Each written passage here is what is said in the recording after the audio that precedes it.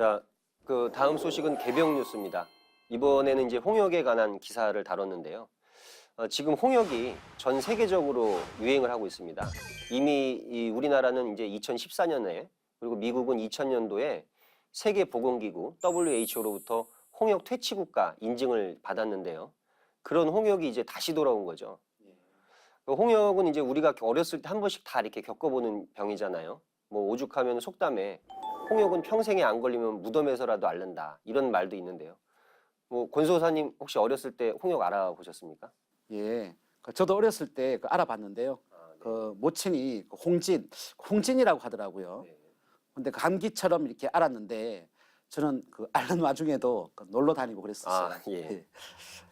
보통 그 발열과 콧물 그리고 결막염, 그 홍반성, 그 반점이 복합적으로 이렇게 나타나는데요. 그 전염성이 아주 강하다고 합니다. 네. 그래서 접촉자의 그 90% 이상이 발병한다고 합니다. 뭐 지금도 건강해 보시는데 아주 어렸을 때도 건강하셨던 것 같습니다. 예. 홍역은 감기와 비슷한데요. 그 볼 쪽에 붉은 발진이 이렇게 나타나면서 시작된다고 합니다.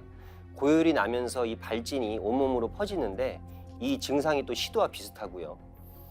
그래서 이제 홍역을 작은 손님, 시두, 천연두를 큰 손님이라고 이렇게 부르는데요.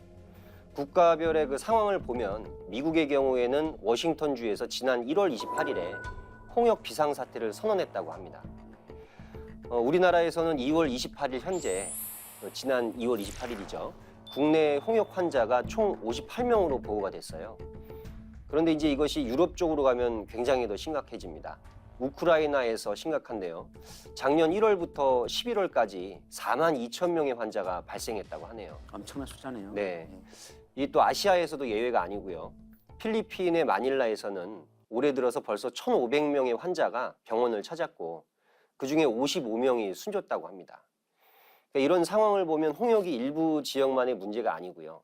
팬데믹, 그런 상황으로 지금 가고 있는 게 아닌가 이런 우려도 나오고 있는 실정입니다. 예, 그 홍역은 그 비말 그러니까 기침으로 감염되는 그 전염병이죠. 네.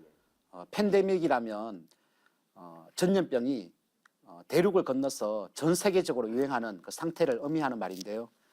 그런데 제가 이 개벽지 기사를 읽어보니까 미국에서는 그 홍역 창궐의 원인으로 그 백신 괴담이 지목하고 있는데요. 그 백신 괴담이라는 것은 백신이 오히려 이제 아이들에게 해롭다 뭐 이런 이야기가 지금 퍼지고 있다고 합니다. 미국에서는 이런 인식이 이제 퍼지면서 백신 예방 접종을 마치지 않는 학부모도 많아졌다고 해요. 전문가들은 백신이 이제 예방 효과를 내려면은 그 어떤 집단 내에서 95% 이상의 예방 접종이 되어야만 한다고 합니다. 그런데 이제 만약에 그 백신 접종률이 그 이하로 떨어진다면 효과가 없고요. 특정 시점에 전염병이 크게 번질 수 있다고 그런 우려의 말들을 하고 있습니다. 하지만 그 백신을 맞추지 않는다고 해서 홍역이 지금에 와서 폭발적으로 증가하는 이유를 설명할 수 없겠죠. 그렇죠. 이게 단순하게 예방 접종을 안 해서 생긴 문제가 아니라고 보는데요. 그 도전 말씀을 좀 인용해 보겠습니다.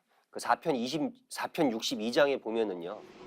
신이 없는 곳이 없고 신이 하지 않는 일이 없느니라 이런 말씀이 있습니다. 예. 그러니까 우리가 모든 사건에는 거기에 해당하는 신명이 개입을 해서 이제 일어나게 되는데요. 과학에서는 이제 병을 옮기는 원인을 바이러스라고 하고요. 이건 이제 반쪽만 맞는 얘기입니다. 사실은요. 우리가 신도 세계를 알고 보면 그 바이러스를 주재하는 신명이 또 있습니다. 아, 그렇군요. 그러니까 말라리아를 옮기는 말라리아 신명이 있고요. 장티푸스가 있다면은 그 장티푸스를 옮기는 신명이 또 있는 거죠. 특히 이 중요한 천연두, 이건 이제 일본 말이고요. 우리말로 이제 시두 또는 이제 두창이라고 하죠. 이 시두를 옮기는 신명을 우리들 그 민간에서는 높여서 시두 손님이다 또는 뭐 손님 마마다 이렇게 불렀습니다. 이제 그러니까 지금 홍역이 이렇게 유행한다는 것은 홍역을 다스리는 신명이 움직이고 있다 이렇게 또 봐야 되는 것이겠죠. 예, 맞습니다. 네. 홍역 신명이 움직인다는 것은 앞으로 그 시도 손님도 곧 움직인다고 봐야겠죠. 예, 저는 이 홍역이 앞으로의 어떤 벌어질 상이라고 지금 생각을 하는데요. 사실 이 홍역, 그 지난달에 우리가 다뤘던 대상포진, 시도 이게 다 비슷한 계열의 병입니다. 전부 우리 몸에 이제 면역력이 떨어질 때 침범하는 병이죠. 최근 우리나라에서도 그 대상포진이 굉장히 유행을 했습니다. 그리고 지금은 또 이제 홍역이 유행을 하고 있고요. 그런 의미에서 시도 손님이 아주 가까이 와 있다고 우리가 봐야 되는 것이 맞습니다.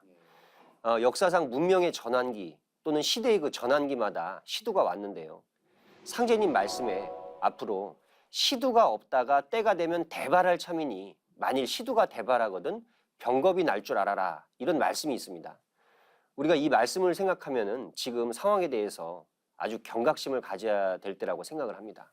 그리고 또한 태모님 말씀을 보면 소병, 대병이 들어오는데 죽는 것은 창생이요 사는 것은 도인이니 오직 마음을 바르게 갖고 태울 줄을 잘 잃는 것이 피난하는 길이니라는 말씀이 있죠. 네. 여기서 이제 소병, 대병이 들어온다는 말씀이 있는데 북한에서는 이 홍역을 소역이라고 하고 시도를 대역이라고 합니다. 지금 상황이 뭔가 이 성과와 아주 연결되는 그런 느낌이 드는데요. 류소사님, 네. 개벽 실제 상황 책을 보면 시도가 가을 개벽 괴질의 그 전령사라는 표현이 있잖아요. 그러니까 우리가 지금부터 이렇게 준비를 해야 되지 않겠습니까? 네. 그 도전에 보면은 이제 병이 도인을 침범을 못한다 이렇게 나옵니다. 자, 태울주 도기가 내 몸에 뭉쳐 있어서 그 도력으로 병기와 병, 그러니까 바이러스를 이렇게 물리칠 수 있다는 말씀이죠. 그렇죠. 아까 우리가 알아봤던 그 태상 종도사님의 말씀처럼 우리들 몸에서 태울주 냄새가 나도록 이렇게 읽어야겠습니다.